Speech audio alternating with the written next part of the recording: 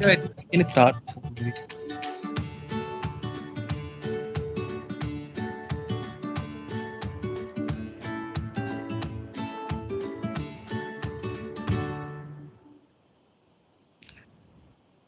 Hello, everyone. Thanks for joining today. We have two very good topics today in data session episode one.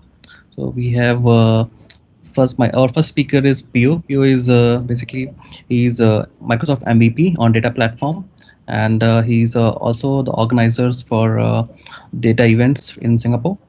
And we have another speaker which from Canada, Warner. So he's also Microsoft MVP on data platform and MCT in he's also MCT. So our first session will be from Pio uh, on SQL Server Encryption 101. Yeah, Pio, you can start maybe. All right. Thank you, Asif. Asif is one of our organizers at Sqlpass Singapore. Yeah, so hello, everyone. Welcome to the first episode of the Data Sessions. Uh, like I said, wait, hang on. Let me just turn on my, so that, let me just do something. All right. Welcome to the first episode of the Data Session. This is brought to you by the Singapore Sqlpass. If you haven't joined us, you can find us on Facebook. We're on this link. Singapore Sqlpass is the data platform user community for Singapore.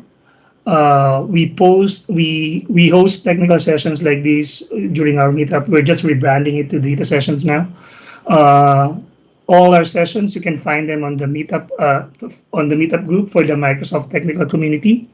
If you haven't joined us on meetup, kindly join this group. This is the technical community for Singapore, including all the other Microsoft user groups, Azure, Office 365, and the rest. You can also find us on YouTube. We still don't have any custom link. That's why we have a Bitly link here. And if you have any questions about data platform, if you want to reach out to the organizers, you can always email us if you have any suggestions or feedback on our events. Before we start, I just want to announce a few things that are coming up. Let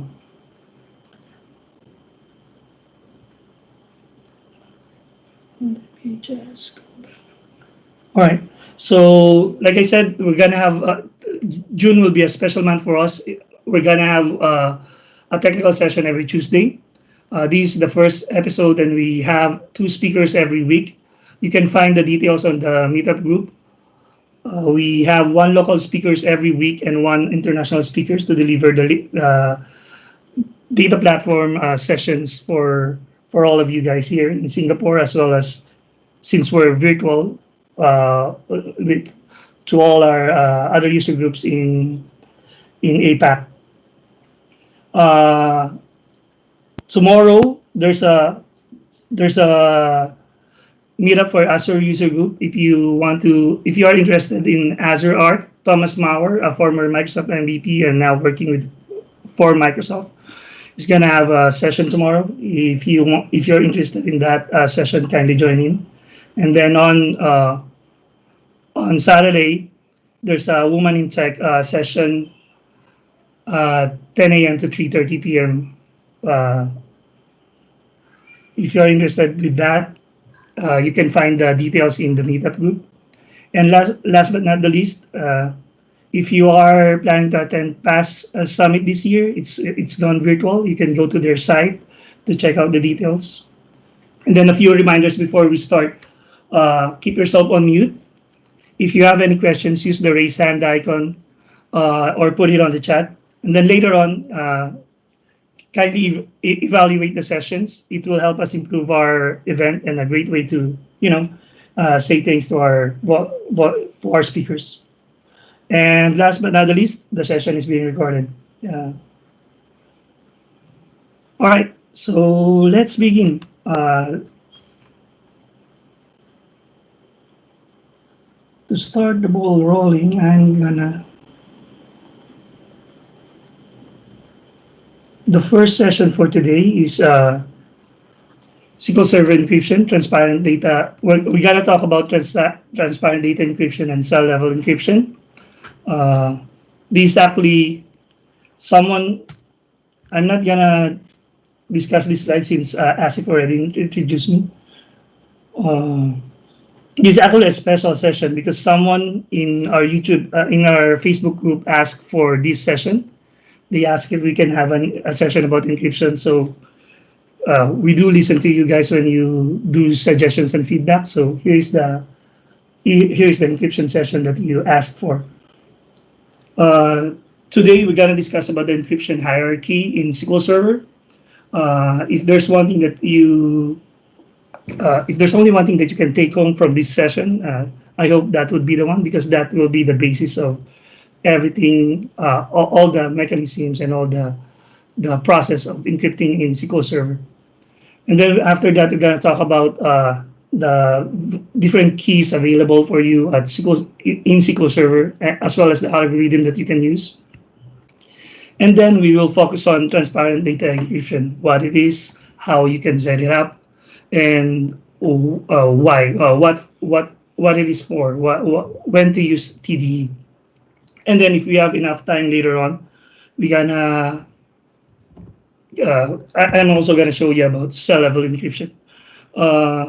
Before we go deeper, there are a lot of security features and encryption features for SQL Server. They address different kinds of scenarios. So if you are enabling them, make sure you understand the requirements that you have, the policies that you are trying to achieve, to meet, so that you can use the right feature for it.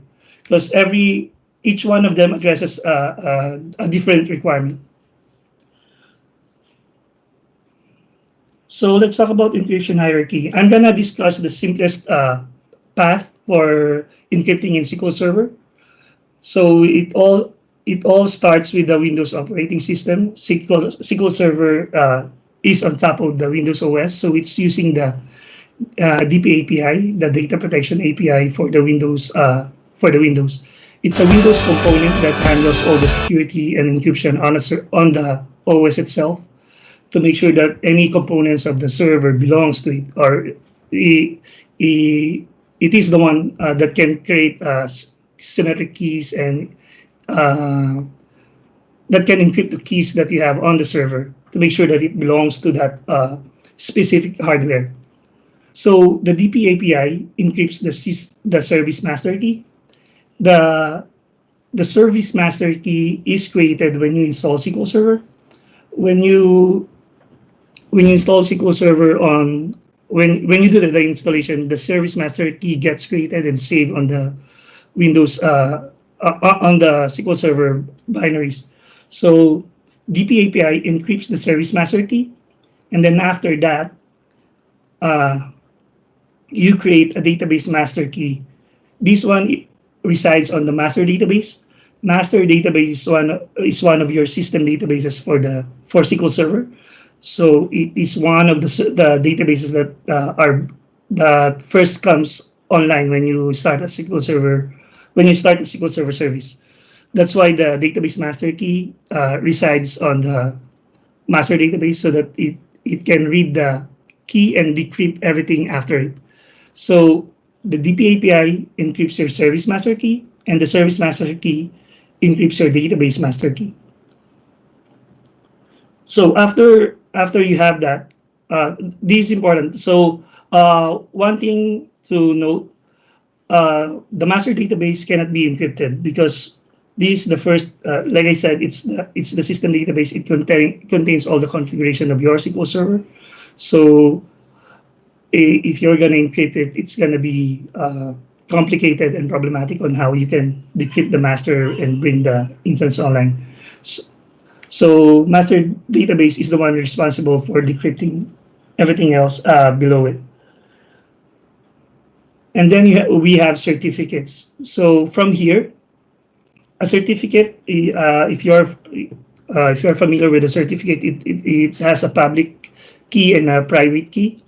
So everything else on the instance, you can on the SQL Server instance, you can use the certificates.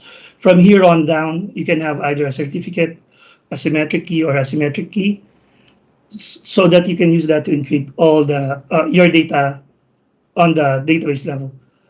There is a special symmetric key for SQL Server. We call it database encryption key. Database encryption key is a symmetric key that resides on the user database level. It is only used for TDE. So the database encryption key resides on the boot page of your user database, so that when you start up the database, it knows when it finds the key, it can decrypt the data that is within the database. So this is the usual path, but you also have the options of encrypting your certificate, your encryption keys using a password. Later on, we're going to discuss what's the advantage and disadvantage of using a password to encrypt your certificates and keys. You can also, if you can see here, you also have the option to password protect your database master key, and you also have the capability to keep all those keys outside of SQL Server using an EKM module. So this is just an added security. You can store your keys on a separate location from your data to make it more secure. You can use something like Azure Key Vault to hold your keys. One thing to take note: if you are doing EKM module, make sure the connectivity between your provider and your SQL Server is reliable. Yeah, so these are the other ways you can encrypt. Later on, we're gonna discuss the differences between them and the advantages and disadvantages. So let's go to the encryption mechanism. So you see earlier we have symmetric key, asymmetric key, and certificates. So we'll first discuss about symmetric key. Symmetric key is the fastest among the three. It's also the simplest because it uses a single key for encryption and decryption. Like I mentioned, it's the fastest among the three. So if you're gonna do encryption for your transactions, right, that you need to do a lot of time within the day, or you're gonna use multiple times during the day, or for your activity, for your transactions, right? This is the best option among the three because it's faster. In terms of algorithms that are available for you, these are all the currently available algorithm that you can use. Just word of caution: DES and RC2 is already deprecated. You're supposed to be using AES already. The RC encryptions have been cracked and broken a long time ago. So this is only here for backward compatibility. If you are still using it, you should be re-encrypting your data to a more secure algorithm. DES is also there. If you secure, remember you have an option to secure it with a password or a certificate. If you secure a symmetric key with a password, it will be encrypted using the DES encryption. So if you look at here, for symmetric key, it can be encrypted. You can encrypt a symmetric key with more than one mechanism. For example, if you want to encrypt it with a password, a certificate, and a symmetric key, you can do that. But if you encrypt it with a password, it automatically becomes a DES a DES algorithm. So even if, for example, you're encrypting it with asymmetric key with an AES algorithm, but if you put a password, then after that it's gonna be encrypted with a weaker algorithm, which is DES. There are three types of DES available for SQL Server: the triple DES and triple DES 3 key. The only difference is the number of bits for the keys. So triple DES has 128 bit and triple DES 3 key has 192 bit. Yeah. And then we have the asymmetric key. Asymmetric key uses a key pair. It's more secure than symmetric key, but the downside is it's also more CPU intensive. Among the three, this is the most resource intensive among the three mechanisms available. It also you can encrypt your asymmetric key using the RSA encryptions, the RSA algorithms from 512 to 4096. The end numbers are just the number of bits. So the higher number of bits for the keys, the harder it is to crack, and the more complex the algorithm is. So it's more secure. I think SSL uses I think SSL uses 1024 or 2048. So it uses the similar encryption algorithm as SSL. And then you can encrypt an asymmetric key using a password or a master key, which is the default.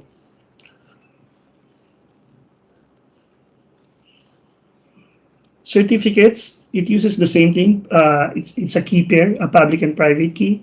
The private key is the one that can decrypt the information. Public key is the one that you can distribute that the clients can use to encrypt the information.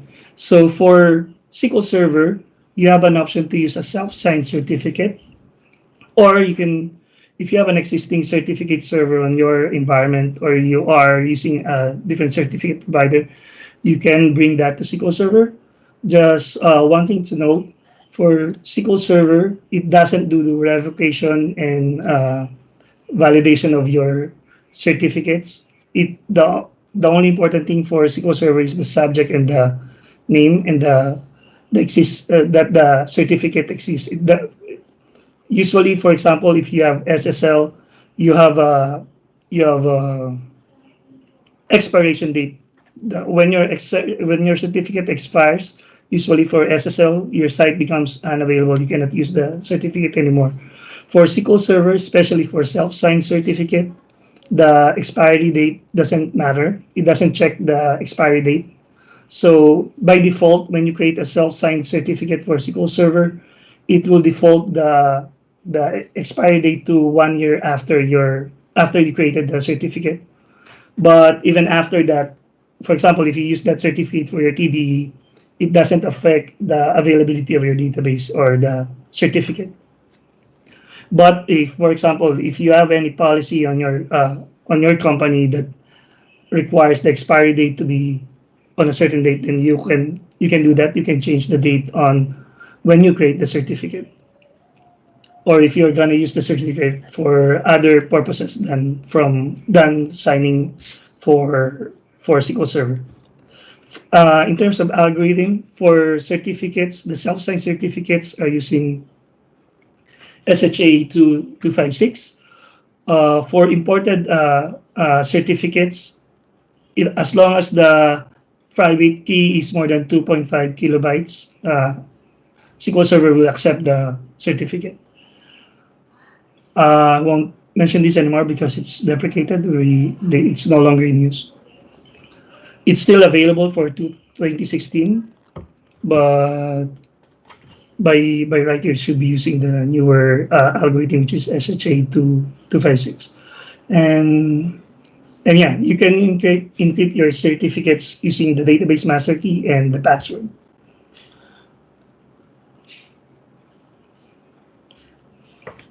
And then we have the database encryption key. As I mentioned earlier, It's a special type of symmetric key. It's still a symmetric key, but it's only used for TDE. And unlike the other keys, it should reside on your database, on the user database level. It's used for, yeah, like I said, it's used for TDE. In terms of encryption, you have AES 128 and AES 192. The default is AES 256. In terms of encryption, you can encrypt the database encryption key with a certificate or an asymmetric key. So that brings us to TDE. So TDE is encryption at rest. What it does is it encrypts your database at the page level. So once you turn on TDE, the data files and the log files gets encrypted, and then what happens is as soon, for example, you have a transaction. When you let's start from the start. When you open the database, if it's encrypted in TDE, once you bring the database online, it will check if the database encryption key is on the boot page of that database. If it is, it will start to decrypt the data and put it on the buffer pool. If for any reason it cannot find the database encryption key, or it cannot decrypt the database encryption key, then your database won't come online. So everything on the buffer pool is decrypted, but everything on the file itself, once it's hardened, for example, if you have a transaction, once it's written on your log files, it will become encrypted. The page at the page level, and then once that transaction hardened, the data on the database file gets encrypted. So since the data is encrypted at the page level, when you take a backup, since it doesn't bring it, when you do a backup, it doesn't bring it up to the buffer pool anymore. Your backups are automatically encrypted. Once you turn on TDE on a SQL Server instance, your tempdb automatically will be encrypted. This is because to preserve this is because some of your data, when you read it for the user database, right, you might put it on the tempdb. So to preserve the encryption, so to meet the requirement that it's always encrypted at rest, your tempdb becomes encrypted even though only one database on that instance is encrypted. So it can be an advantage or disadvantage depending on how you look at it. So once your tempdb is encrypted, even if you, for example, you turn off the TDE on the database, you have no more database on your instance that are on TDE. The tempdb will still be encrypted until you restart the SQL Server instance. One thing to take note, file stream data on your database, even if it's enabled for TDE, is not encrypted. This is because, as you all know, the file stream data resides outside of the database files and database log files. It's on the file system, so it's not part of the TDE. Also, if you have TDE on, or if you're using any of the encryption keys mentioned earlier, any of the encryption, you cannot use it together with you cannot create a backpack or a backpack for it, because you need to remove the encryption first before you can do a package. So let's take a look on how we can do this so that we can see it at work and we can understand much better. Let's take a look here.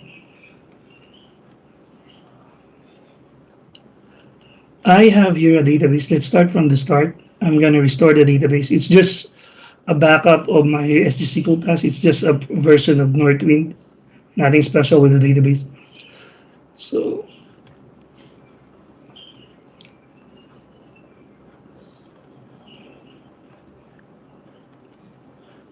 let's do a restore. All right, before we do, let's take a backup. I just want to show you something. So one is compressed, one is not. One of the backups has compression enabled, one doesn't have. So if you look at the backups, these are the normal backups. We haven't encrypted the database yet. So this is the the uncompressed backup, and this is the compressed backup, and you can see the space saving that you have. This is just a small database, but imagine if you have a larger database. It's a best practice to turn on compression so that you can save space and storage. Later on, we'll find out later on why I highlighted that information. So let's take a look at the database. It's just a normal database. Just want to show you that there is data on the table. So if we go to certificates, I should not have one yet. So these are all just system certificates for other stuff on my SQL Server instance. So if we take a look at the symmetric keys, you can see here the service master key. You can take a look at the date. That means I installed the SQL Server instance on 11/30/2019. The timestamp for all the encryption information for the symmetric keys, certificates, and asymmetric keys are in UTC. And you can see here there's a modified date. See, if, for example, I change the SQL Server service account, the service master key also gets changed. Or if, for example, there's a change in the, for example, you changed CPU, you added a lot of CPU, you changed something on the OS, it gets modified. So I don't have any master key. If we do this, there's none there. So I'm going to create a master key. Here I'm going to encrypt it with the password. It is required, by the way, to have a password for your master key. And you should be storing it somewhere safe once you created the master key so that you can use it later on. So if we go back to the table, you'll find the database master key and the service master key. And you can take a look at the date. See, it's not 1937. Oh, they changed. It's already. Oh, that's. I always thought it's on UTC.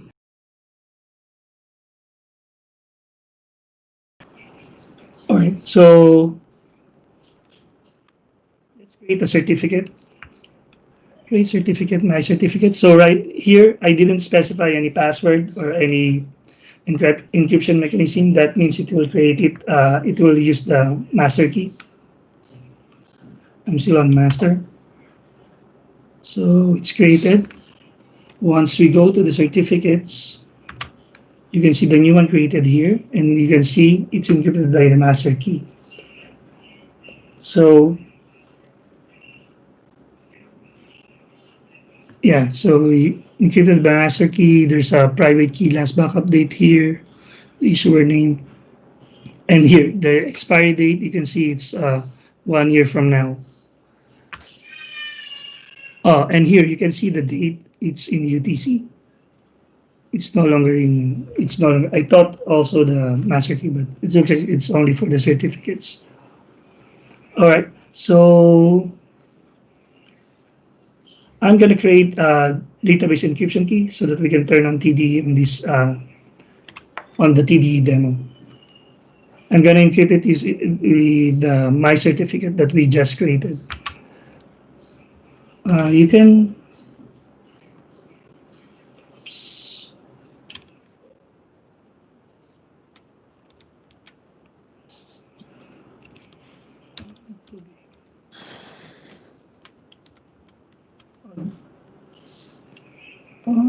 There you go.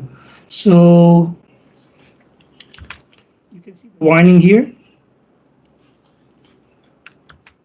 The certificate used for encrypting the database encryption key has not yet backed up. So it's reminding you that you should be backing up your certificates. Why? Because if you lose this certificate, anything from here, for example, you lose this certificate, you don't have any backup, you don't have any way of recovering it, you won't be able to unencrypt your whatever you use it for to encrypt. For example, if you use this to encrypt a column, you won't be able to decrypt that column if you lose the certificate. Same with with TDE. You won't be able to decrypt that database encryption key that we created if we don't have a backup. So make sure you always back up your certificates. So before we proceed, let's take a backup of that one. So here I'm backing up my certificate to this file, and this is the private key, and I'm encrypting that backup with a password.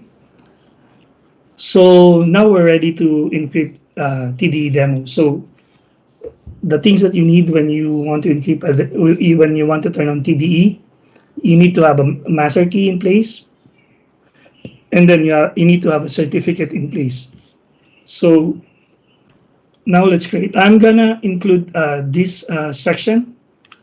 You can see here it's. Oh, let's go back here. Let's check if it's updated. We already took a backup, so if we go here, you can see here the private key last backup date. So if you go to the file system, there's my backup. So yeah, so now that we have a backup, let's turn it on. I'm gonna include the select key here. This is the DMV for your database encryption key. I just want to show you guys that you can see because the database that we're going to encrypt is quite small. So I just want to capture the encryption in progress. So let's do that. Let's turn on TD for this database. You can see here, 10th DB is now encrypted. It's by default 256. And then for TDE demo, you can see here the encryption is in progress. So like I said earlier, the data is encrypted at the page level. So it's not instantaneous. It's not when you turn on encryption, when you set encryption on, it's not automatically encrypted. It will take some time for the whole file to be encrypted. So you can monitor the progress on this DMV. If you have a larger database, it will take some time. If we go back here now, it should be done because it's just a very small database. See here, it's encrypted. And you can see the key algorithm here. It's the same as we specified because we encrypted the database encryption key with AES 128. So now the database is already encrypted. If we select the data,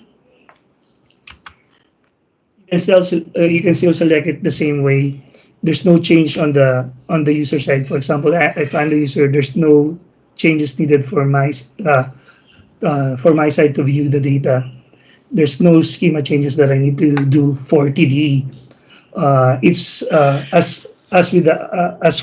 just like its name, it's transparent. So it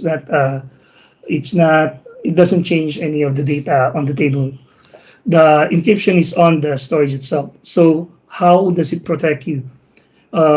If someone gets a hold of your backup, or if someone gets a hold of your storage, for example, someone gets a copy of your database, they won't be able to open it or restore it on a new instance unless they have the certificates. So let's do a backup and take a look at that. So I'm gonna back up the database, one with compression, one without compression, and then I'm just gonna detach the database so that we can try and attach it to another instance. All right, so it's already backed up. If you look at here, if you look at the backups, see here, once your database is encrypted in TDE, the backup compression is more or less negated. You can see the difference here. It's almost the same size as the encrypted, the uncompressed backup. This is because there's not much more to free up when it is encrypted. So it's one of the, well, you can think of it as a disadvantage of TDE. Backup compression is already it doesn't work once TDE is enabled. So let's try and attach that database to a different instance. I have another instance here in my machine, a SQL 2019 Express. So if I attach that file, for example, someone gets a hold of your MDF and LDF file and try to attach it to a new instance so that they can read the data, they won't be able to because they don't have the certificate. If I try to restore the backup, let's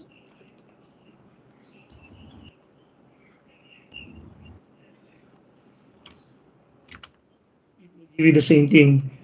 You'll receive the same error if you have an encrypted backup for the backup encryption itself. So you won't be, if someone gets a hold of your backups or someone gets a hold of your MDF and LDF file, they won't be able to use it without the certificate. That's what TDE is protecting you from. It's encrypting your data on the storage level. So the question is, can we restore it to a different instance? If, for example, we are the valid users, we own the database. Yes, you can. Remember, you need the certificates. So on this instance, let's see. I shouldn't have any. I don't have any certificates. Wait, let me just. Did I connect to the? Yeah, I connected to the kernel. So I don't have any certificates here, right? So Symmetric Key, I only have a service master key. You don't have a master, don't have a database master key yet. So let's create a master key. And then what you can do is you can export your certificate that you backed up earlier. You can name it however you want. It doesn't matter because it's importing the certificate itself. What's important is this file, the certificate, and the private key. And you should know the password of the backups of the certificate backup. So I'm gonna create this certificate, and look at here. There is an error, right? So it says the key file is not valid. So this is because, remember I said earlier on, if you look at the certificates, this is part of the security mechanism for backing up your certificates. Whenever you back up a key from SQL Server, if you look at the keys,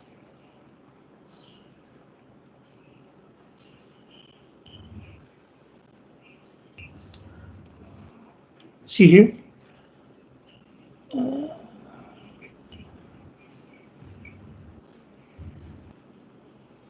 even if it's authenticated user, we are an authenticated user, you don't, but we cannot open the file itself. That is because it's tied to the SQL Server account. If you look at here,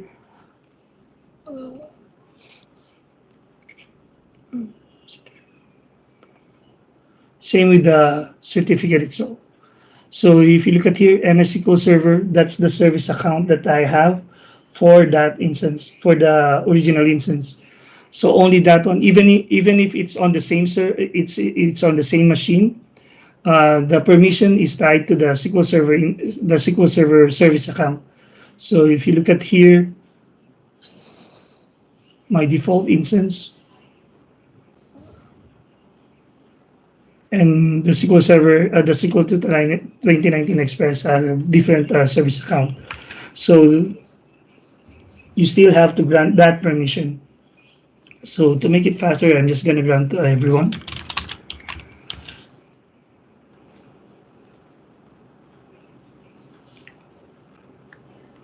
Same with the other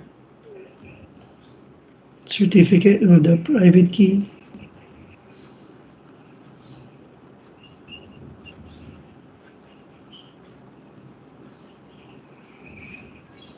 See, it's only MS SQL Server and the administrator. But even though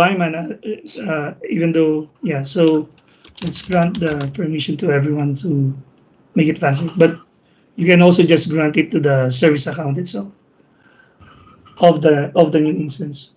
So when we come back here and try to create the certificate again, now it allows us. Now let's try and restore it again. So if you try and restore, you can see here it allowed me to restore the database. That means it was able to read the backup file. I just want to show you this thing because TDE is only available for Enterprise Edition and Azure SQL databases. So you need to be on Enterprise or using Azure SQL database for TDE. So if we go back here, yeah, so here we don't have any more, on the original instance, we don't have the TDE anymore, right? So if you go here, there's no more TDE, but we can restore that because the original certificate is still on this instance.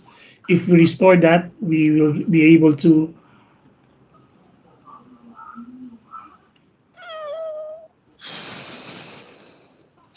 So if we restore TDE Demo 1, for example, there you go. And if you do a select, if you use TDE Demo 1, you should be able to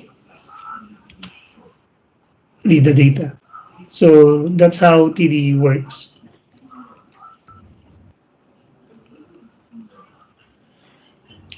So going back, so some points to remember. Make sure you back up your keys and certificates. If you lose any of the keys from database encryption key, the certificate, the master key, if you lose any of those, you won't be able to decrypt your data. The advantage of TDE is you don't have to change anything on the schema. In terms of performance, there was they did a benchmark when TDE came out. They compared it with the performance of a database before TDE and after TDE, and they saw that change in performance is just around 2 to 3%, which is a lot lower compared to cell level encryption, wherein they see a 20% to 30% increase degradation in performance. But those benchmarks were from before SSD, so it's a lot lower. It should be a lot lower now, if not negligible. The advantage, yep. Sorry, we have a couple of questions. Maybe I think you can just answer those. The first question is, what about other databases, DB and model, and how to generate the key, and do you need to put the DB in single user before enabling TDE? You can see in the chat window. You need to put the DB in a single user before. No, you don't need to turn the database into single user mode. The encryption happens in the background, so you can still use it. You can still use it as it encrypts. And then Warner said that on 2019 it's already available on standard. Also it support column level encryption. You can use column level even if your database is on TDE. You can still use column level encryption. Is certificate also needed if we enable the TDE on Azure DB or the key from Azure Key Vault will secure the TDE Azure DB. For Azure SQL database, you don't need to create it manually. It creates it on the background. You can just go to the Azure portal and go to the security features and just turn on TDE, and then it will create the necessary keys for you. that's the advantage of putting it in a pass of using a platform as a service. So yeah, so plain data is readable to admin and data reader. So as you saw earlier, uh, it doesn't encrypt the data on the table. You can still select it the same way as you've always as with database without TD. So one thing to take note, it's not encrypted in transit. Like I said, it's encryption at rest. If you need it to be encrypted in transit and need at rest, you need to use a different feature for SQL Server, like always encrypted or secure enclave. Or if you really want to use TDE, you need to enable SSL on SQL Server so that the data is still encrypted in transit. Backup compression, like I mentioned, what we saw on the demo, it's negated. It's not. It doesn't compress backup efficiently. And yeah, 10 TB is encrypted for all databases in the instance. So that's the advantages and disadvantages also of a TDE. And then someone asked a question about column data encryption, cell level encryption. So the difference is cell level encryption encrypts the data on the table itself. The value is stored as encrypted. You have to use an encrypt and decrypt function so to be able to do that, and it requires a schema change because the encrypted value is in var binary. So I still have 4 minutes. Let me quickly show you guys how we do. So for column level, we have here the this table, the employees table. I have an NRIC here. Uh, Maybe I need to encrypt that if I'm storing it on the database. So let me just check. Let me just clean it up.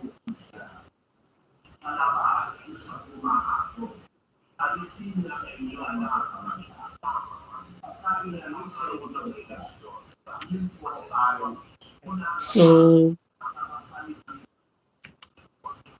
I don't have any certificate. Let me create.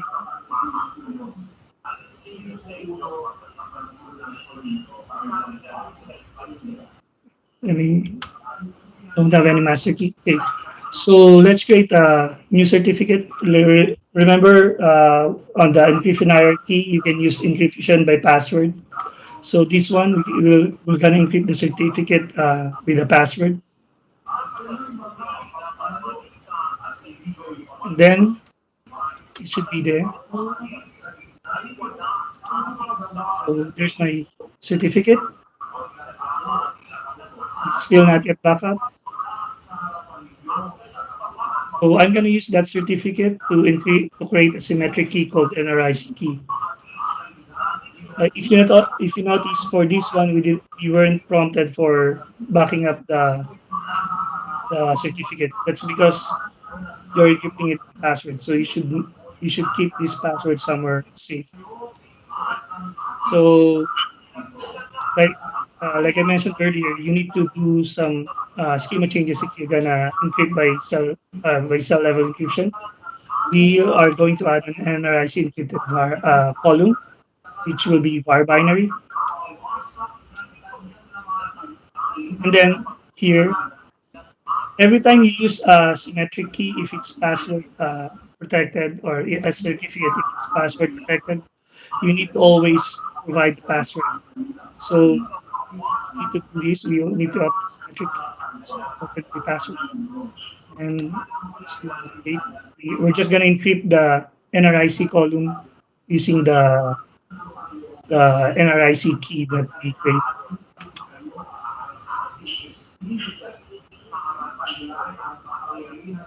Now your new column now has the encrypted value for NRIC. You can verify that by decrypting the column itself. Here we're decrypting NRC encrypted. We're gonna call it NRC encrypted column. so that we can verify if the information is the same. And there you go. So you were able to encrypt that. You can store it as encrypted, but you need to use the function, the decryption in the Open Symmetric Key decryption by certificate, so that you can do that. One thing to take note here, you cannot use Open Symmetric Key function, but you can use it in a stored procedure. And here's the downside of using a password, like I mentioned earlier.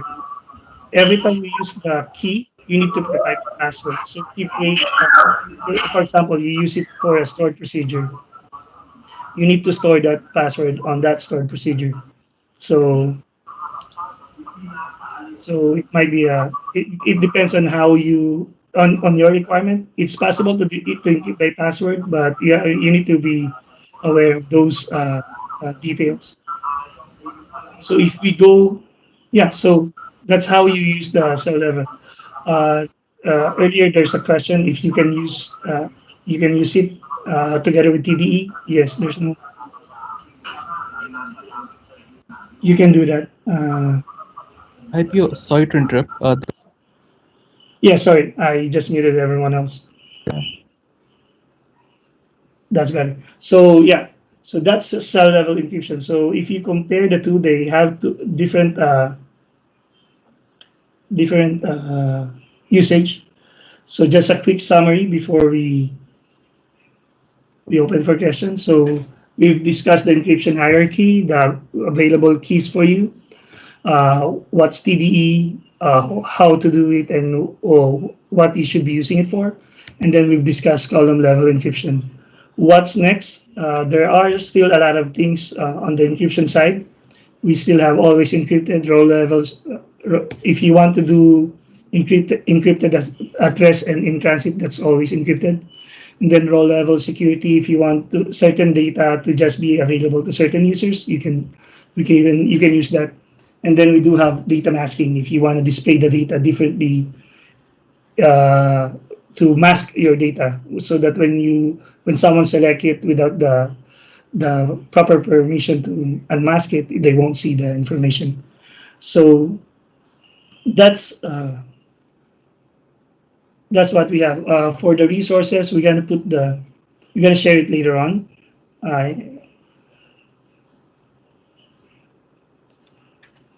And yeah, that's all. Do you guys have any more questions?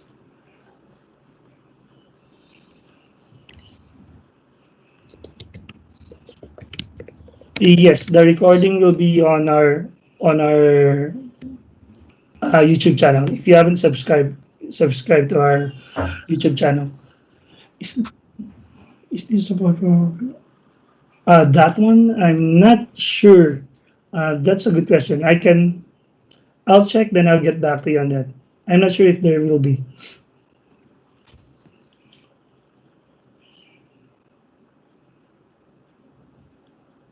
Any other question?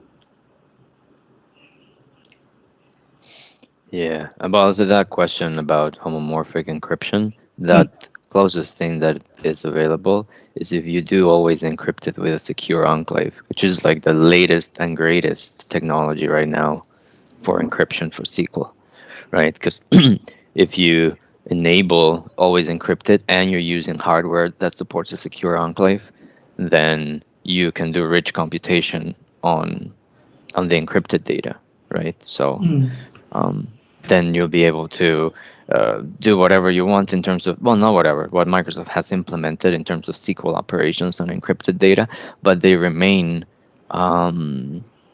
encrypted even in RAM, right? Because the only decryption that happens is inside the CPU chip, and then it goes back out through the wire encrypted, and then it finally gets decrypted as well at the client, right? So it will give you the same result as if you had done the query against the unencrypted data without revealing the data to anybody except to the CPU chip itself. There you go. Yeah, so thank you, Warner. There's another question here. Can you use log shipping with TD-enabled database?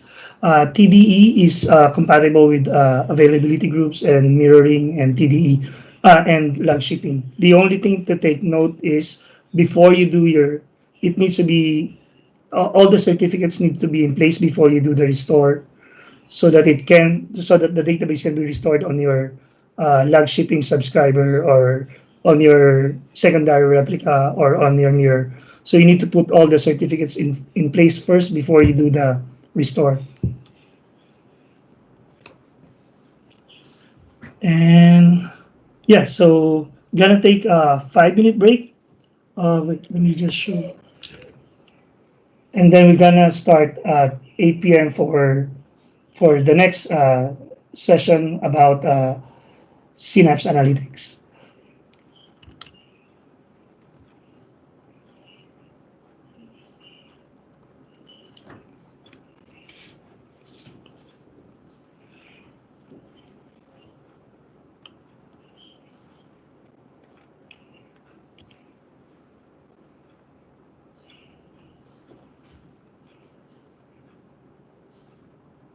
Thanks, everyone.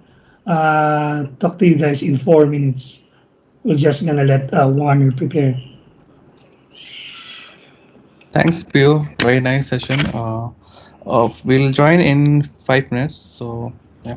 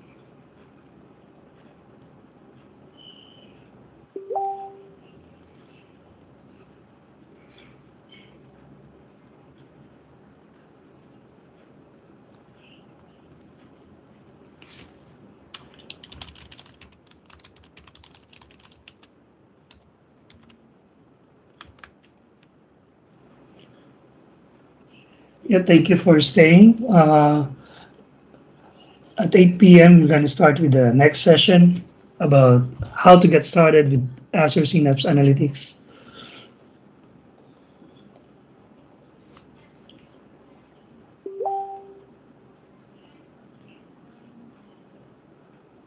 While you're waiting, kindly evaluate the previous session. The QR code and the link is on the slides.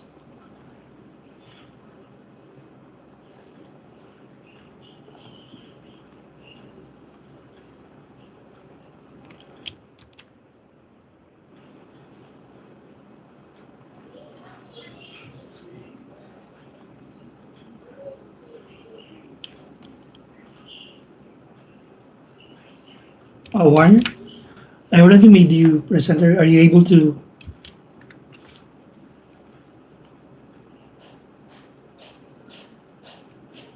There you go.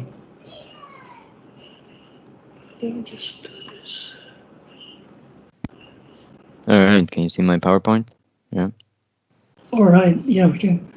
Just. All right, if anything disconnects or whatever while we're going, just ping me. Yep. Yeah, so welcome everyone. The second session is about to start.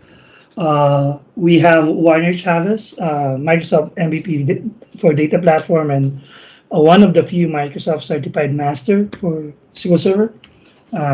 He's a principal consultant at PTN. He's actually sort of my technical boss, right? Yeah, so it's all yours, Warner. All right. Well, thank you guys for joining us. I know it's late for you guys. It's early for me. Nice sunny day here in Canada.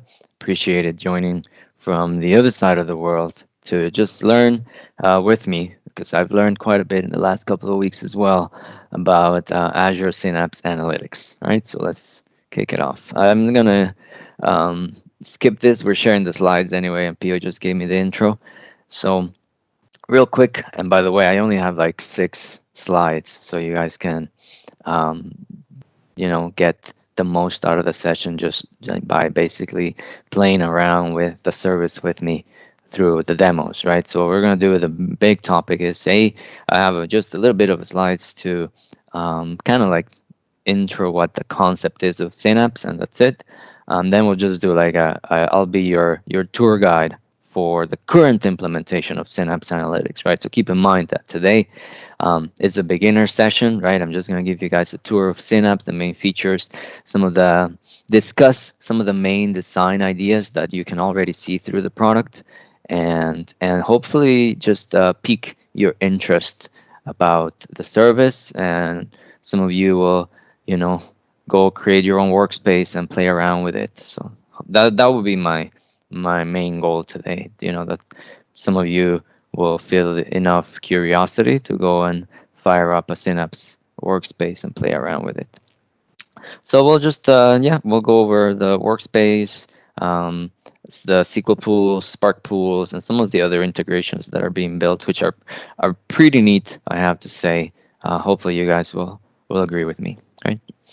So just prerequisites, really. I feel like, to get going with Synapse, you just really need to know how to use BI tools or be working with a BI department in general. If you ever connected an Excel even to a database, you're really pretty much ready to work with Synapse. And obviously the use case of Synapse is to work with data warehousing or / a big data workload, right? So that's pretty much it. But other than that, it doesn't really require a lot of in-depth knowledge, which is really cool, and that's some of that will be pretty clear from the demo as well. So just quick, like I said, I want to set the stage as to why Microsoft created Synapse in general, right? So let's talk about a little bit about the current challenges that people usually see with business intelligence projects. First is that we have a constantly growing size and sources of data, right? This data is being generated at an incredible rate, and it's coming from everywhere, right? It's not just coming from operational systems anymore. It's coming from analyzing customer behavior. It's coming from telemetry from devices. It's coming from third-party data providers and so on, right? And then what we see with most of our clients, for example, at Pythian, and with the market at large, is that the data just is all over the place. People end up with hundreds, sometimes thousands of different databases, network shares. They have some of the databases on-prem. They have some of them in the cloud. It really lives all over the place, right? And then you couple this phenomenon of the exploding data rate and data being everywhere with the user expectations as well, right? So as technology advances, the user expectations advance as well. And users just want more, and they want it done quicker, right? So they want to see more of their data integrated to take better decisions, and they don't want to wait a long time for IT to turn around and produce a new report type of thing, right? They want it to be done faster. The other thing as well, and this is more of a user experience trend, is that things are moving towards more interactivity, right? Users want to have access to the data and be able to manipulate it, not just to be given a PDF style report, right? If some of you that have worked with business intelligence tools for a long time probably can tell the huge difference between, let's say, working with SQL Server 2008 reporting services compared to working with something like Power BI or Tableau today, right? We're going from an experience that was mostly a static PDF style experience to something that's very interactive, right? And then on top of all these other things, all these challenges, we also have to deal with security requirements, right? Nowadays, it's very important for companies to be compliant, to be able to prove that they handle the data properly, and so on, right? So having an integrated place is an easier way to prove all these things than just having your data absolutely everywhere, right? And distribute it amongst thousands of databases.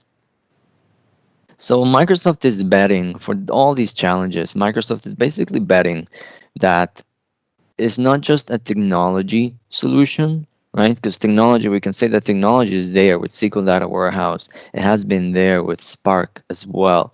But the magic sauce really is the very tight tool integration. And we're going to see that in, like I said, hopefully in the demos.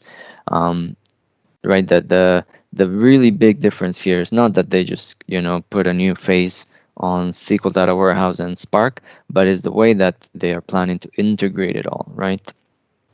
So Synapse is a new service and it is public preview, so whatever we see today might change and some of the things are missing right now.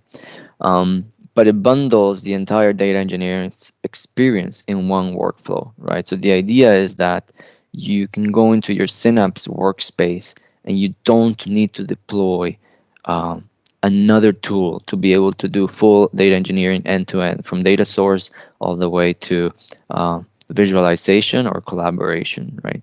The vision is not fully complete yet because the service is still in public preview, but so far you can really already get where they're going with it. The other thing as well that Synapse does really well is that it takes away the need to decide on all these different components and how to glue them together, right? So instead of, well, I have to sit down and decide, do I need a data warehouse? Do I need just a regular SQL database? Do I need data lake storage? Do I need Spark? Should I use Databricks? If you don't have a good use case to deviate from what Synapse offers, then you're just ready to go. You deploy the workspace, you just use what Synapse already offers and integrates, and that's it. You have a full enterprise data platform right there. Right? So the workspace, the concept of the workspace is basically an amalgamation or bundle of all these tightly integrated services, right? So at the bottom of it is the core storage, that is Data Lake Storage Gen 2, right? Some of you that might not be so familiar know that this is actually the second generation of data lake storage. Microsoft tried to do a specific storage implementation for data lake that's called data lake storage, obviously Gen 1, and it didn't really take off for various reasons. First of all, for Microsoft itself, it was kind of hard to deploy globally their regular blob storage and then at the same time deploy globally a different storage solution. It never really went too far that way, and then it wasn't as easily accessible because it didn't share the same API as the regular storage. It was done through a different type of service. I don't know if some of you might remember, it was called uSQL and Data Lake Analytics, and again it didn't really take off because it required to learn yet again something new, right? So they scrapped that. They created this new generation of data lake storage that sits on top of blob storage, so it's already available globally. It uses, or it's really meant to use the open source stack or tools that already exist out there, like Spark. You don't have to learn something new, and if you do have never used Spark, the notebook experience I'll show you and some of the integrations in the graphical interface make it really easy for you to become dangerous really quick. So that's really good as well. And on top of the data lake storage, which I said is like the core storage component here, there's the idea that you have Spark pools if you need to do compute through a Spark engine, or use the idea of SQL pools. So if you need to do compute through just the regular relational SQL Server engine. And then on top of that, like I said, they want to provide a end-to-end workflow inside the same workspace. They have integrations with Data Factory to be able to do orchestration or movement of data or ETL. And there will also be an integration with Power BI so that you can do, like I said, end-to-end all the way to visualization inside the same workspace. Right now, the integrations go as far as Data Factory, Power BI, and in what is available right now in public preview, Power BI is not yet baked into it, but it will be. I mean, Microsoft has shown internal demos where they already have a version that's baked in with Power BI, but in the version right now that is in public preview, there's Power BI piece is not fully integrated yet. All right, and that's all I have for slides. Like I said, I didn't want to make it a slide-rich presentation, considering, you know, that's all about getting to know Synapse itself. So let's just jump into the demo. So let me switch here to my Synapse workspace. Hopefully you guys can see the Synapse workspace just fine. If at any point I disconnect or you stop visualizing it, please just unmute and let me know. All right, so this is what you get when you go into your Synapse workspace. All right, this is like the welcome screen, and it does tell you, you know, ingest, explore, analyze, or visualize, which is Power BI. Right now it'll come up with a Power BI separate window as well. Again, this will all be integrated in time. Something before we dive in is to keep in mind just a little bit about how Synapse actually is built, which is very interesting too, because just deploying the workspace itself doesn't have any cost other than the nominal cost of having a storage account that gets created for your Synapse workspace, which is really, if you don't really use it, it's just, you know, it's literally cents on a dollar. Because this is something else that a lot of people had issues with. For example, with SQL Data Warehouse was, you know, if I use SQL Data Warehouse, even if I don't use it and I pause it, I still pay for a baseline of 1 terabyte of storage, which is about, I believe it was about $250 to $300 a month, right? And if you just want to play around, you're not going to pay $250 a month just to have a paused SQL Data Warehouse, right? It doesn't make sense.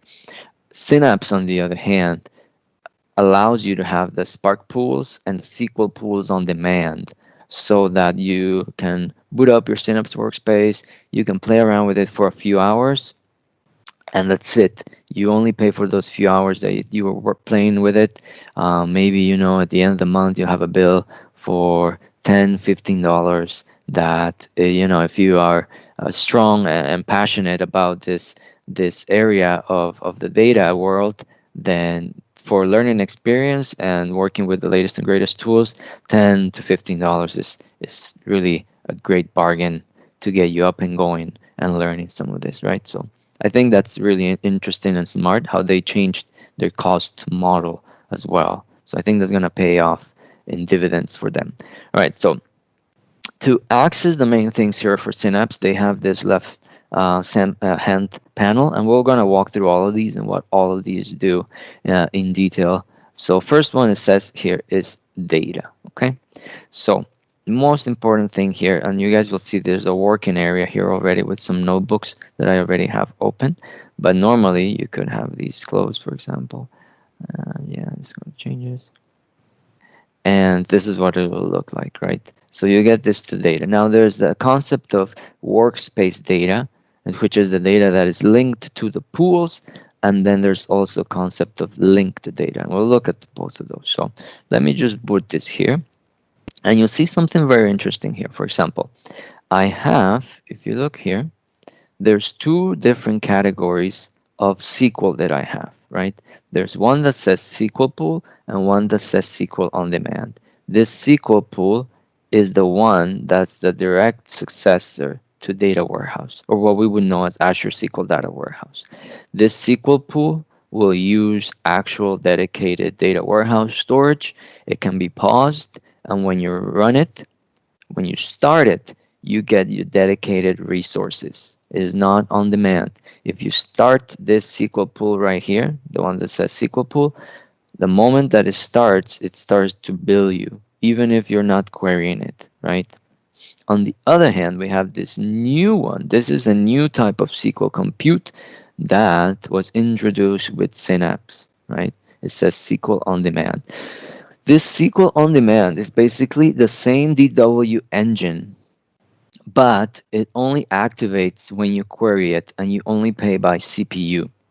Now, there is a trade-off right now, so it's not exactly the same. The trade-off is that this SQL on-demand pool can only go and look at data that is sitting on the data lake Gen 2.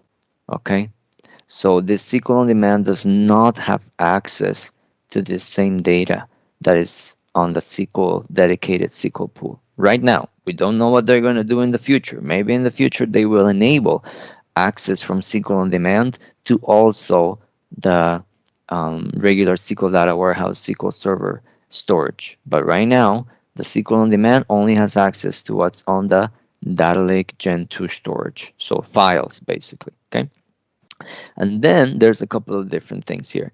So again, you have databases, right? And we have these two databases that are part of my Spark cluster, right? One of them is just the default database that gets created when you boot up a Spark cluster. You can put data in the default database if you want. There's nothing wrong with that.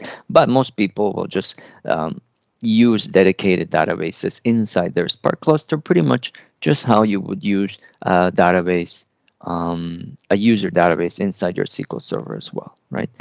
Now, keep in mind as well, for example, here you can have a browse experience too, but if I open this up, you guys remember this is my regular SQL pool, right?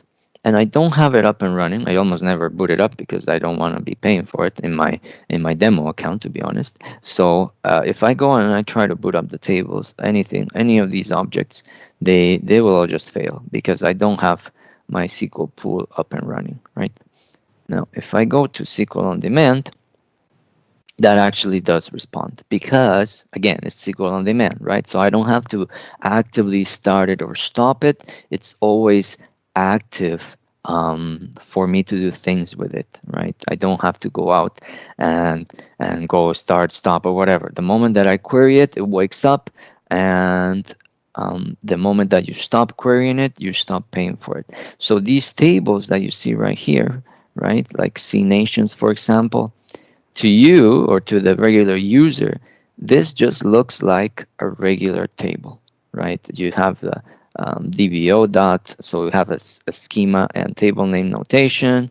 You have the columns that use the SQL Server data types, integer, char, integer, varchar, right? So it does look exactly the same, but this table lives in Data Lake Gen 2, right? It is not an actual table that lives in like MDF, NDF data files, right? So it's something else to keep in mind, right? Because right now, all the storage from SQL on demand is in Data Lake Gen 2. Right? But other than that, the table itself just behaves in the same way. You can query it in the same way as any other SQL table.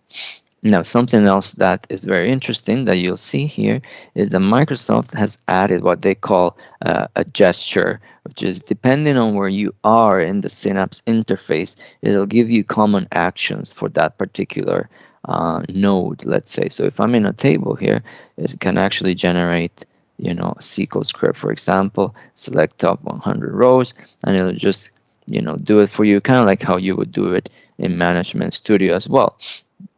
So the idea again here is to make people, and you can run this if you want, people that are not so familiar with the Synapse interface or so familiar with SQL itself, then they will be able to just really quickly get up and running, right? Let's see here. Oh, I don't know why I don't have the results. How come? Is there any filter here?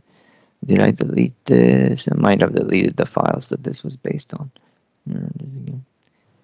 Yeah, I guess so. I'll have to check and see how this is.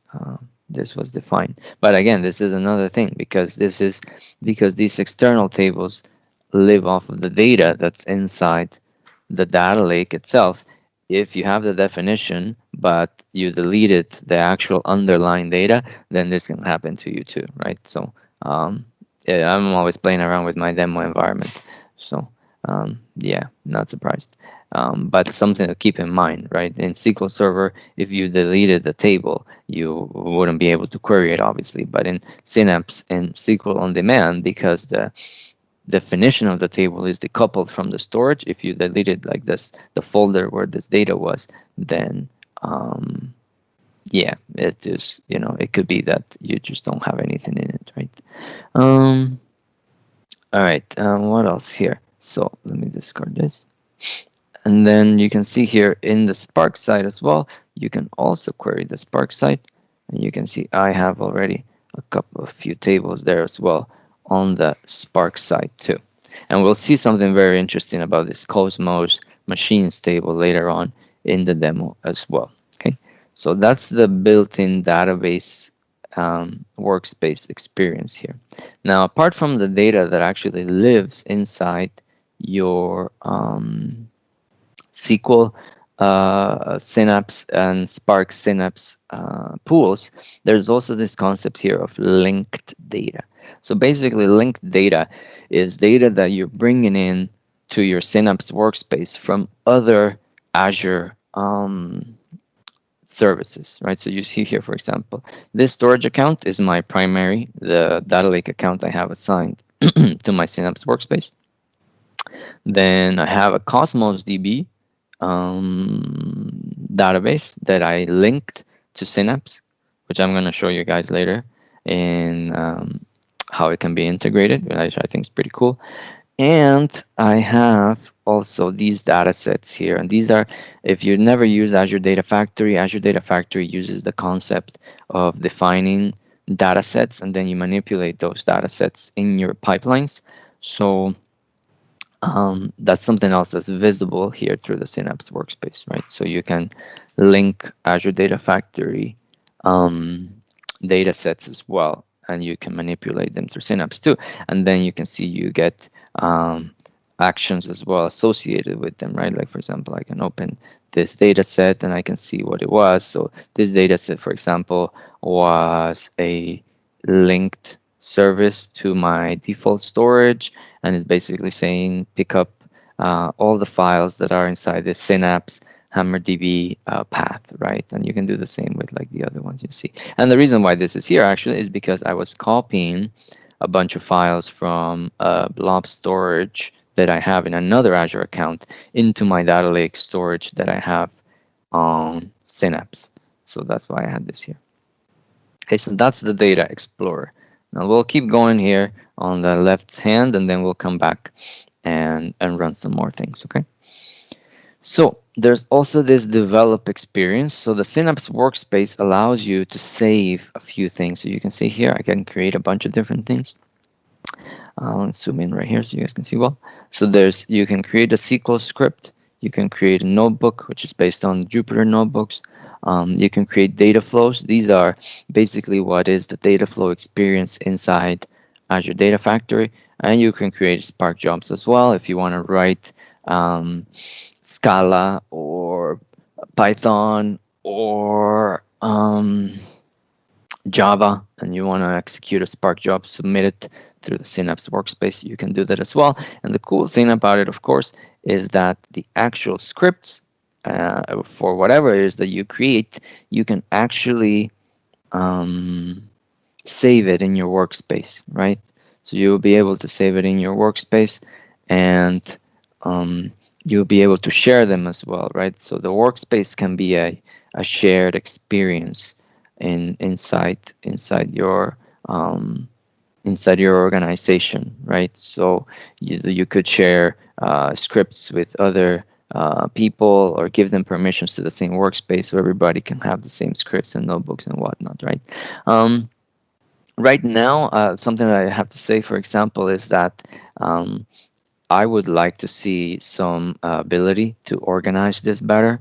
There isn't right now like a capability to easily, like you can see, there's no easy way to create folders, for example, because I would like to have something that says, I have a folder for my SQL scripts related to loading or for my external table definitions, and another folder SQL scripts for my analytical SQL queries. And you could do the same with the notebooks too, right? I want notebooks that are related to my customer data or notebooks that are related to our order processing data. So that's not something that would be neat, obviously, and would really help in terms of that collaboration, but it's just not there yet, right? So keep in mind, like I mentioned before, this is all public preview. Down the line, I would not be surprised if we get a better sharing experience in terms of sharing these artifacts, right? Something else that is not here yet that I would expect as well down the line very soon would be some integration here between Synapse and GitHub, for example, if you wanted to version your notebooks or version your scripts. Keep in mind, for example, something like Azure Data Factory already has an integration with GitHub, and considering that Microsoft owns GitHub, I wouldn't be surprised if that's just, they're working on that for sure.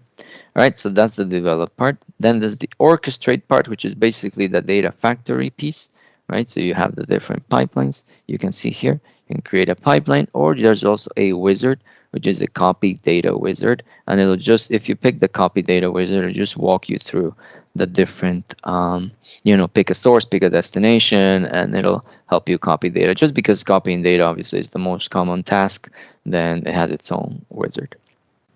Then there's also this monitor tab so that you can see what's going on in your workspace. So you can see, for example, here, there's a pipeline run that I did when I copied a bunch of the files that I wanted into my Synapse workspace. And if you can check here, you can look at the details of what happened in your pipeline run and how long it took. And you can look at the details. See, for example, here, I was telling you guys I copied a bunch of data from my this blob storage account that I had. I copied it into my data lake storage. As you can see, it was actually a cross-region copy, right? I had my data in East US and I moved it into Canada, which is where the Synapse workspace is. And I copied 1.2 terabytes of data, and it copied in about 373 megabytes per sec, which, doing it from East US to Canada Central is pretty good speed for copying, right? I think. And if you look at it gives you the some of the stats here. Something that's pretty cool as well is that these are auto-tuned, right? So you can see here, I did not have to specify to use these data units. This is the compute measurement that Azure uses for Data Factory, and I didn't have to specify the parallelism. These numbers, 32 and 16, were auto-resolved by the Data Factory engine, which is, it's pretty neat, right? Yeah, so this was all done automatically for me, which is pretty cool, because then means you don't have to really start playing with the parameters or thinking, oh, how many threads should I use, or how much compute power should I use? If all you're interested is in getting the job done in the fastest time, you can let the system tune that for you, right? Which I thought was pretty cool. Yeah. All right. Yeah, and then what else you get here? Well, you get a little bit of information, metadata on the work that was done, right? So this is for case of pipeline runs. There's this other concept of triggers, right? So I don't have any triggers, but I'll walk through what the idea of triggers is. So for example, if I go to orchestrate, let me see, where is the triggers? Is it manage? Yeah, triggers. So the idea of triggers is that if you create a pipeline, you can actually, like the name says, start it, trigger it based on some condition, right? So I'm going to go here to create trigger. And then you can see here, well, I name it whatnot, but then there's a couple of different things you can do, right? You can set a schedule for your pipeline. So a trigger will just be, every 5 minutes, trigger the pipeline, literally. You can have a tumbling window of time, right? Or you can also do an event. So let me show you guys. It's interesting here what the event looks like. So the idea of the event is to trigger pipelines based on something that has been placed in your storage account, because a lot of, obviously, we're dealing with a Synapse workspace. The vast majority of events will be about moving data in or out of somewhere to put it in your Synapse workspace. So right now the GUI experience here is to create events like, a blob was created or a blob was deleted, right? Like a new file was placed or a file was deleted, and then do something with it, right? And you can put the path here, or the path ends with, so you have some sort of wildcard, so that if a new file is placed in your data lake storage account, for example, that's orders, maybe it's like orders underscore and a date. So you can have like orders underscore and a prefix, right, that begins with like this. And then when the file is placed there, then your pipeline will trigger and it'll end up moving the file into like a processed folder, so that that's it, right? That the pipeline doesn't get triggered again. Next time that the orders underscore something date file is placed, again, the pipeline gets triggered. So that's obviously, if you can do that, it's more efficient than just waking up. Let's say you wake up your pipeline every 2 minutes just to see if there's a file, right? Instead of doing that, you just set up an event, so whenever there is a file, the pipeline will wake up, right? So that's something that's very interesting as well. Okay, so you have this concept of the triggers, and this concept of triggers is from Data Factory. It's just been basically embedded into Synapse as well. Okay. So that was in the monitor piece. I'll show you guys a little bit more. There's also the idea of you can monitor this, what's known as an integration runtime, whether it's available or not. Integration runtimes are basically the Data Factory engines. So this is, you guys can see here, this is an Azure integration runtime. So it is up and running, but you could have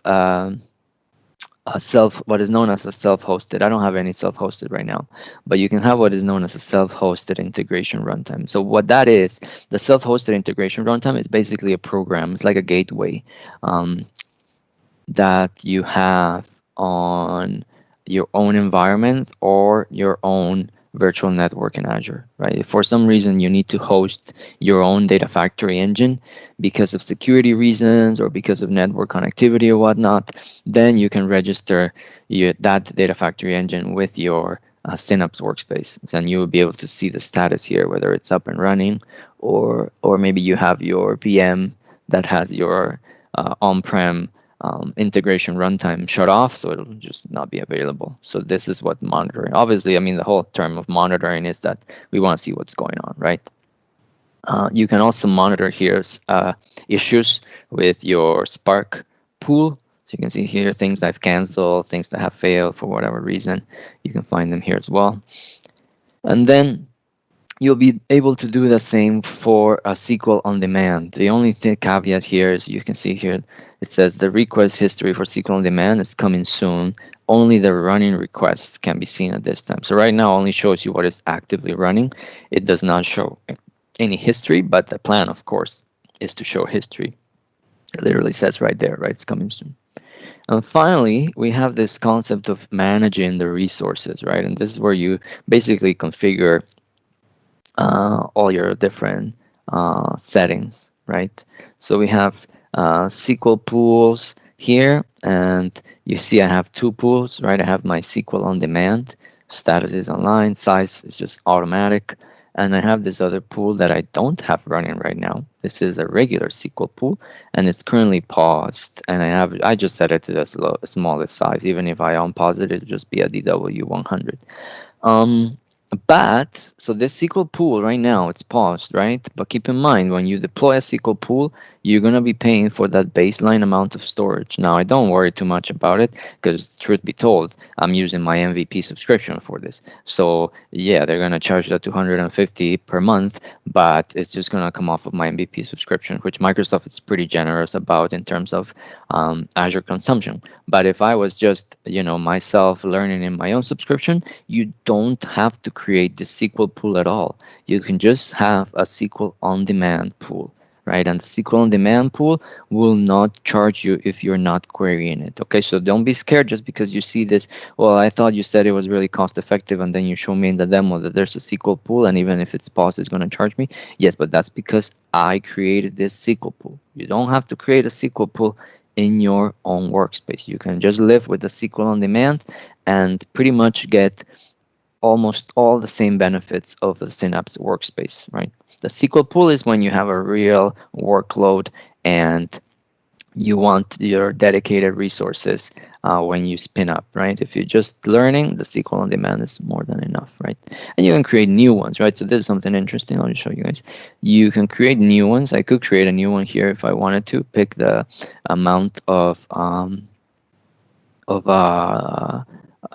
compute that I wanted, and this basically will create a new Azure SQL data warehouse. I'm not going to do it, obviously, but you can do it. So technically, you could have, let's say, 3 data warehouses inside your one Synapse workspace, depending on, let's say you have a data. This is obviously only for clients that are really using this at scale, but you could have like a data warehouse for the marketing department, data warehouse for the procurement, data warehouse for finance, and so on, right? If you were really to, again, just deploy this at scale.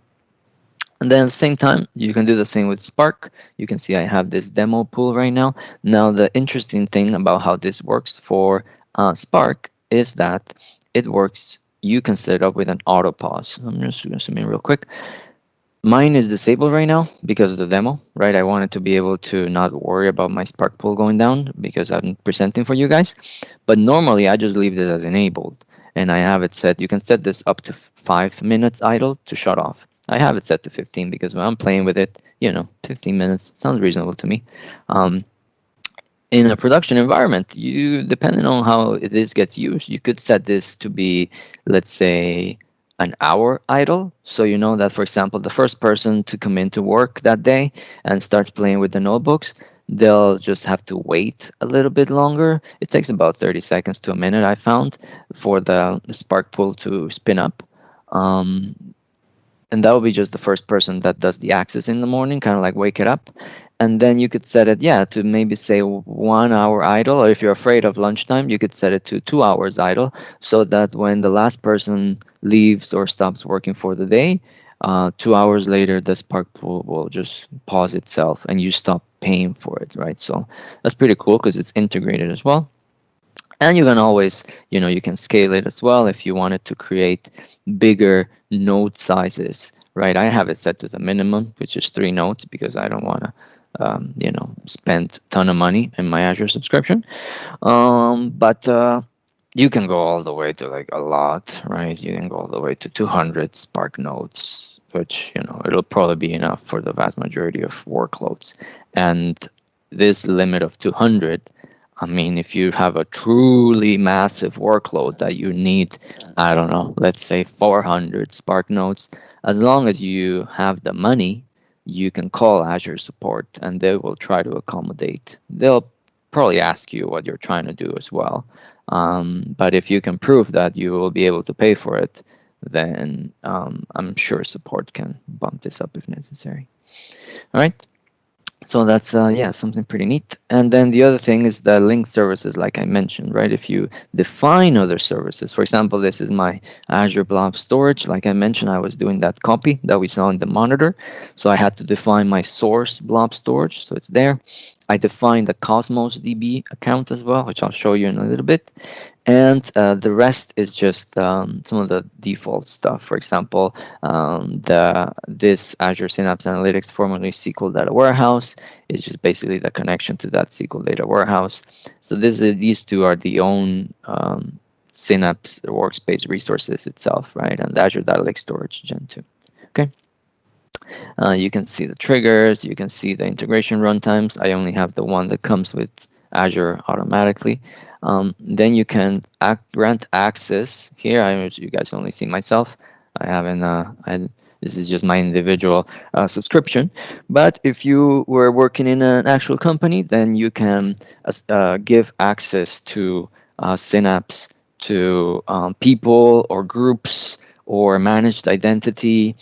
Um, Anything that is integrated with Azure AD, right? So if I wanted to add here, there's several different roles. You guys can see right now there's 3 roles split between either your full workspace, or you just want to work with the SQL part, or you're just going to work with the Spark part, okay? Then you would be able to search here as well. And then finally, there's this concept of managed private endpoints, which is just a way for Synapse to connect to other resources, right? So it's basically an endpoint that will provide a private IP address to connect to an external Azure resource that is deployed, right? So in this case, you can see it's the SQL on demand and the SQL. Now you might be wondering, how come these have private IP endpoints? Well, the reason for this is because you have a managed network from Microsoft where the workspace goes, and these actual services, the SQL Data Warehouse and SQL Data Warehouse SQL on Demand, they are implemented as managed services by Microsoft too, right? But Microsoft doesn't just deploy them literally inside your Synapse workspace. They deploy it on their own server farms that are dedicated to these services, and then they create this concept of the private endpoint from the Synapse workspace into those resources. Now, the nice thing about this, of course, is that you personally don't have to manage it, right? When you create your Synapse workspace and you create the pools, Microsoft, under the covers, Azure, creates the necessary private endpoints to make the connectivity possible, right? All right, so let me go a little bit here just to show you guys just a little bit of how this all works. For example, if I open this, I already did this before.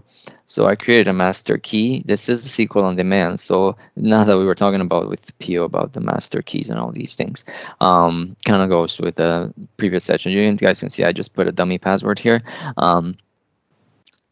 But interesting, like you can see, this is SQL on demand, but I'm able to create things like master keys, right? And I'm able to create things like credentials, right? So keep in mind, for example, here, if I scroll down and let me zoom in for a second, you see here I created a database scope credential called Synapse Identity, with the identity being managed identity. What does that mean? So what that means is that basically I am saying that when I use this credential, I want my SQL query to authenticate itself as the Synapse workspace itself. And I don't have to manage the actual Synapse workspace. There's no password or anything. As long as I'm running inside the Synapse workspace, it will be using this managed identity, right? And then you can see, for example, then if I keep scrolling down, I have this create external data source. That's just Synapse. And what it does is, again, I'm just saying this is my data lake that is part of Synapse, and just use my Synapse identity to access it, right? And then I create a file format, external file format, which is a pipe delimiter. And then I created a different file format, which is a Parquet one, right? So I have this Parquet one. And again, this is all integrated. I can run it inside SQL on demand with no issues. These file formats will live on the SQL on demand database that I use. And you can see here I create this external table called nation, right? With that data source, the file format. I specify the different types. And this all goes back to, we saw it on the data catalog as well, right? And then this is integrated from integrated into the workspace, right? So I can run this, and you can see I have the data here, right? So I have the different countries here.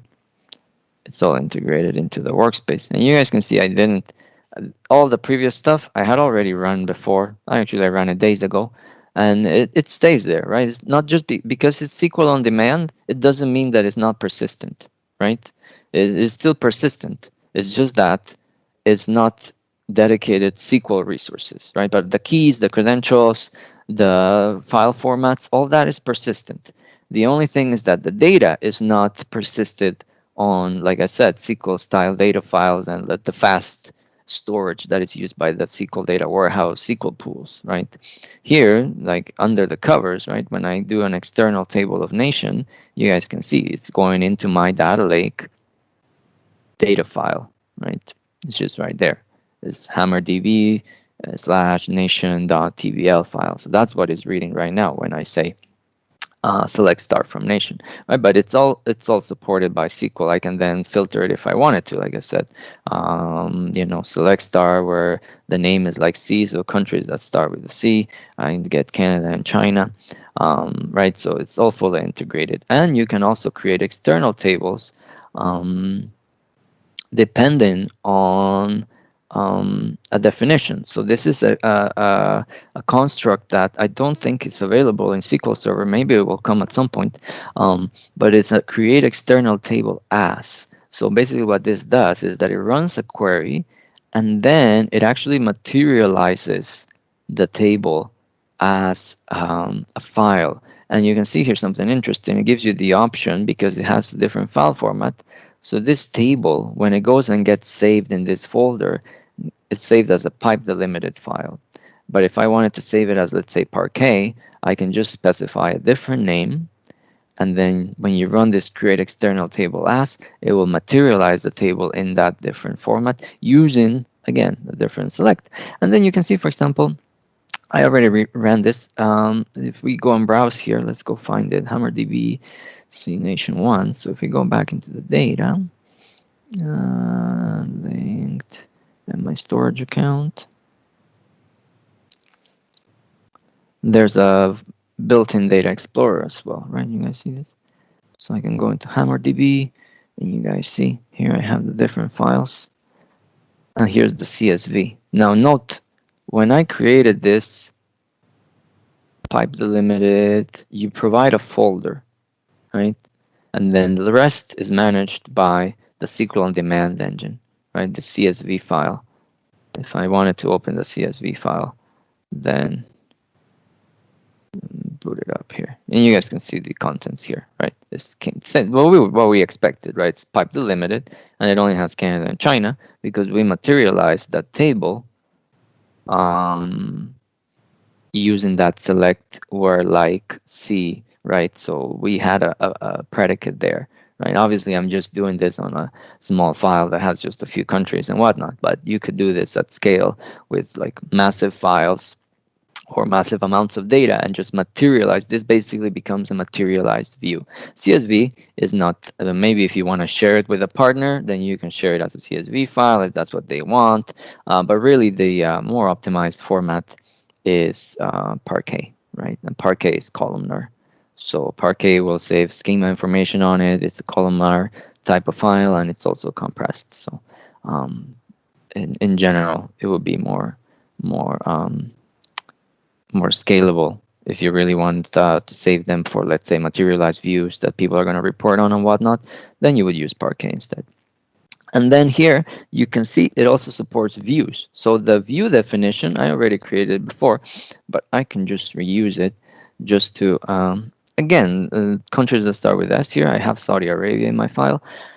The idea again is that the view definition persists, right? Again, SQL is a SQL on demand engine, but all the artifacts that you create persist over time. So it's not like, oh, I'm going to create a view and then only my session has this view, and when my session dies, my view is going to go away. No, that's not what it is. It actually persists over time, and then you can just reuse the views, you can reuse your external tables and whatnot, right? So that's pretty cool. Now, something else that's really neat, and I'm going to show you guys right now, is that if I go back into the data here, and I have a Spark table, for example, I have this Spark table that I define. It's called reviewed businesses. And I go here, you guys see this Spark table gives me two gesture actions, right? It has the new notebook that says you can load it to a data frame, and it'll regenerate it'll generate that script. But this also has a select here. Valid columns.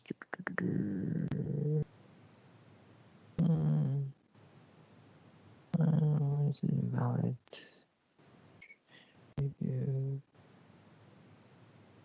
City. Counts. State. I don't know why it says the columns are invalid. Anyway, we'll have to let's see what happens if we load it into a data frame.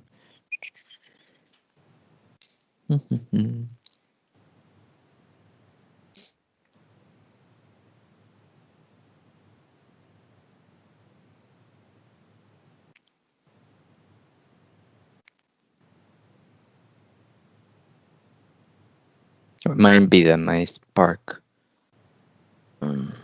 So maybe that's what it is. And it's just not running right now. But we'll just load it right here. So let's see. Because the definition was already saved. So in the meantime, let me open the Spark notebook as well, and we'll leave it running. This is another thing, is that you can just leave things running here, and it'll keep tabs of what your active sessions are. So I can go back here, and we can run this, show you guys the other Spark notebook, and you can see it's a full Spark experience as well. So I created a database here in Spark. It says Yelp, right? You guys can see in my data browser that I had the Yelp database in Spark. You can use the use command to move the context of your notebook, just like you can do in SQL. Here, I loaded a bunch of files that I have in my data lake over to what's called a data frame. And data frames are basically, like, you can think of them as like temporary tables in Spark type of thing, right? The data frame is a container of data that you put in Spark, and it's something that you will access, but once your Spark session is done, then the data frame will not be available anymore. But then, for example, here you can see I ran a data frame print schema, and here's all the different information. And you can see Spark does something really cool, for example, that if you say infer the schema true, and the CSV has a header, then Spark will look or peek into the data and come up with the schema itself, so you don't have to do it yourself. Right? Let's see the notebook here. Oh, there we go. So it does select start from Yelp reviewed businesses. It is there, state, city, review counts. Let's see, maybe now this will work. No, interesting. I'll have to look into it. Why does this suddenly, or is it, oh, is it because of the case? It might be a thing with the GUI then, because this is private preview, guys. So, sorry, public preview. So I wouldn't be surprised if this is a case issue and they haven't figured out that they have a case problem. Ah, there it is. All right, so we found the bug. It looks like the GUI is generating the column names always in uppercase, but the engine is case sensitive.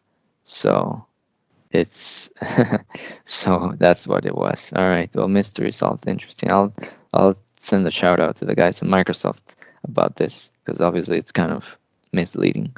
But there you go. Now the cool thing then, now that this is actually working, that's just the case, is that this right now I'm using, it's interesting, right? So I'm using the SQL on demand engine, right? But this is a Spark table, right? So, and I just created this Spark table, like I just showed you guys here. I created this Spark table called reviewed businesses. Let me go down to the bottom. So the way that you do this is you say, you know, you have a data frame. I filled up the data frame with this SQL query, and I just wrote it in the Spark database as, you know, save as a table called reviewed businesses. And automatically,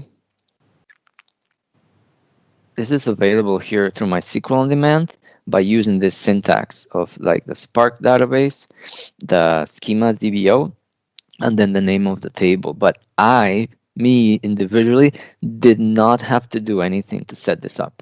This was all automatically done by the Synapse workspace. So if you create another table here inside your Spark database, and I just call it, reviewed businesses X, it will, I just have to go here and, query from reviewed businesses X, and I will be able to access it. So obviously the idea here, the attraction is that even if you create a table on Spark, you'll be able to query it really easy through SQL on demand. So if somebody just likes to do things in the SQL on demand and they don't like to deal with Spark at all, or there's just already the tables have been pre-created on Spark, then they can seamlessly integrate the two of them, okay? And then I'm going to show you guys one last thing really cool that is on this another notebook I have right here. So let me run this. I had to restart my session. Core capacity. Oh no, this is what happens here. I'm using too many. Let me see. Maybe let's see what happens if we close some of these down. Maybe they'll. Or maybe we just happen to be unlucky and hit some limit right at the moment that.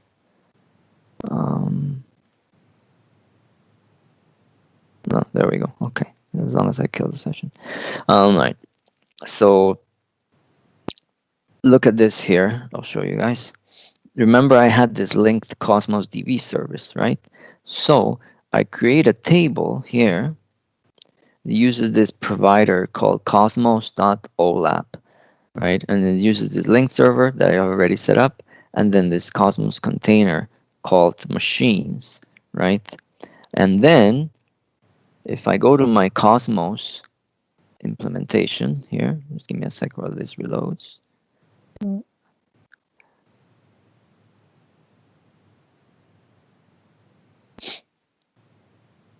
You guys see here this is a new feature of Cosmos. It's called the analytical storage. What this does is that all the data inside Cosmos behind the scenes gets turned into a data lake of Parquet files that are then available through Synapse and that you can query through Synapse as well, right? So in this case, for example, I have this container called machines, and then once I define this, I can just run SQL on Spark here. You guys can see something cool about the visualizations is that you get the data. And this is data that is coming from Cosmos DB, right? And I have a multi-region Cosmos DB, so you can see, for example, here, this was, I generated this in the Japan region. This is something that I put in intentionally inside my Cosmos schema, so I could show where the data is coming from. But then the idea is to show that here I have a Cosmos table that I just need to specify the proper metadata here. And then after that, I can query it from Spark, right? Again, another tight integration here between different data services. This is called a Synapse link. Right now, it's part of the preview as well. And the idea is that eventually you'll be able to do Synapse links, not just to Cosmos, but for example, to Azure SQL Database for SQL Server, or to Azure SQL Database for MySQL or PostgreSQL, or I can see it being, deployed for many other things down the line as Microsoft develops more in data services, or to stream analytics. We could have a Synapse link to a stream, right? You guys can probably think of the possibilities of what we can do here, right? Pretty neat. All right, so we're at the top of the hour. So this is, I think I covered all the main things I wanted to show you guys. Recap, tightly integrated environment of Synapse, lots of different services. there is the idea or the goal to do seamless movement between SQL and Spark, and now also between other services using the concept of the Synapse link. There are new things that are just in Synapse, like the SQL on-demand engine, for example, or the integrated catalog, and it does make it really easy to get up and running, and you don't have to really think about a lot of the architecture that goes behind it, right? Like the how to tie in the data lake storage with the SQL on demand, with the Spark pools, like all that has been tied in by Microsoft for you. So really, really easy to get up and running, right? I don't know, Pio, do we have any questions? Let me see. I can check the chat myself. Data that you showed us are in private preview or public preview? This is public preview right now, so there's something to keep in mind. Yeah. So guys, if you have any questions, you can put them on the chat. So this is public preview. Yeah, any of you can go in with your account if you have Azure credits, or if you have just your credit card. You know, if you're willing to just pay a little bit of money to learn, then yeah, you can use it today. You just sign up for the public preview and you're up and running really fast. And like I said, you don't have to be afraid of the massive bill, kind of like when people were testing SQL Data Warehouse, because it provisions all this storage and they're